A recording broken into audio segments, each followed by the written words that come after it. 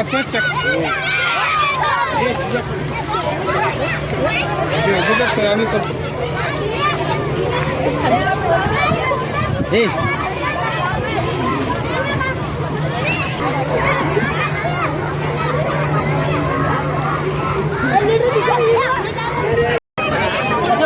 ನಾವು royal Indian ಅಕಾಡೆಮಿಯ 9ನೇ ತರಗತಿಯ ವಿದ್ಯಾರ್ಥಿನಿ.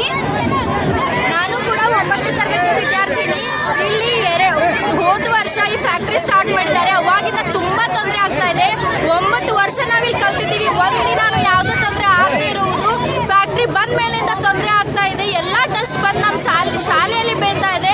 ಇಲ್ಲಿ ಮೊನ್ನೆ ರಸ್ತೆ ಬಂದ್ ಮಾಡಕ್ ಬಂದ್ರೆ ನಮ್ಮ ಚೇರ್ಮನ್ ಆಗಿರುವ ನಮ್ಮ ಸ್ಕೂಲ್ ಚೇರ್ಮನ್ ಆಗಿರುವ ಫಾದರ್ ಮೇಲೆ ಹಲ್ಲೆ ಮಾಡಕ್ ಹೋಗ್ತಾರೆ. ಅದೇ ಅಲ್ಲದೆ ಮಹಿಳಾ ಅವ್ರ ಮೇಲೇನು ಕೈ ಮಾಡಕ್ ಹೋಗ್ತಾರೆ. ಯಾರು ಹಲ್ಲೆ ಮಾಡಿದ್ರು?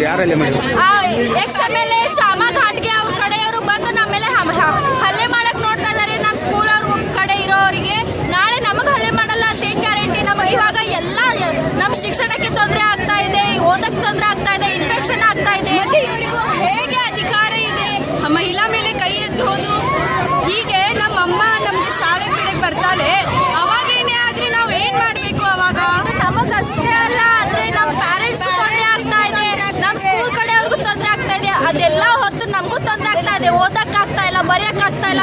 ಎಲ್ಲ ಟೆಸ್ಟ್ ಆಗ್ತಾ ಇದೆ, ಎಲ್ಲ ಟೆಸ್ಟ್ ಬಂದು ಬುಕ್ ಮೇಲೆ ಬೀಳ್ತಾ ಇದೆ. ಇಷ್ಟು ಸೌಂಡ್ ಮಾಡಿದ್ರೆ ನಾವು ನಮಗೆ ಊಟ ಮಾಡುವಾಗ ಡಬ್ಬಿಯಲ್ಲಿ ಪೂರ ಡಸ್ಟ್ ತುಂಬ್ತಾ ಇದೆ. ನಾವು 9 ವರ್ಷದಿಂದ ಈಗಾಗಲೇ ತಹಸೀಲ್ದಾರ್ ಅವ್ರು ಬಂದಿದ್ದಾರಲ್ವಾ? ತಹಸೀಲ್ದಾರ್ ಏನು ಹೇಳಿದ್ರು?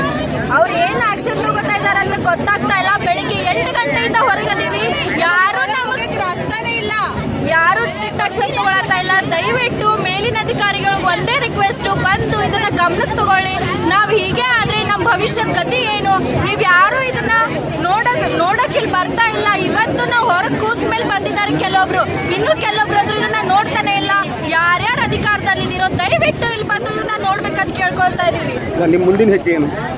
ಇದನ್ನ ಹೇಗಾದ್ರೂ ಮಾಡಿ ಇದನ್ನ ಬಂದ್ ಮಾಡಿಸ್ಲೇಬೇಕು. ಅಲ್ಲಿವರೆಗೂ ನಮ್ ನ್ಯಾಯ ಹೀಗೆ ಇರುತ್ತೆ, ನಮ್ದಿದು ಹೋರಾಟ ಹೀಗೆ ಇರುತ್ತೆ. ನೀವು ನ್ಯಾಯ ಕೊಡ್ಸೋರ್ಗು ನಾವು ಸುಮ್ಮನೆ ಇರೋದೇ ಇಲ್ಲ. ನಮ್ಮ ಹೆಸರು ನೇತ್ರಾ ನಾಗರಬೆಟ್ಟ ಅಂತ, 9ನೇ ತರಗತಿಯ ವಿದ್ಯಾರ್ಥಿ. गुड मॉर्निंग, मेरा नाम बशीर करीम खान है और मैं 10वीं कक्षा में पढ़ता हूँ। मैं यहाँ 13 बरस से पढ़ता हूँ और हमारी स्कूल यहाँ 2011 से है और उसके 2 साल बाद ये स्कूल फैक्ट्री 2013 में इसको परमिशन मिली है। हमारी 6th बैच है। हमारे स्कूल में इससे पहले 5 बैच जा चुकी है। अभी कुछ साल 4-5 सालों से ये हमें बहुत तकलीफ दे रहा है।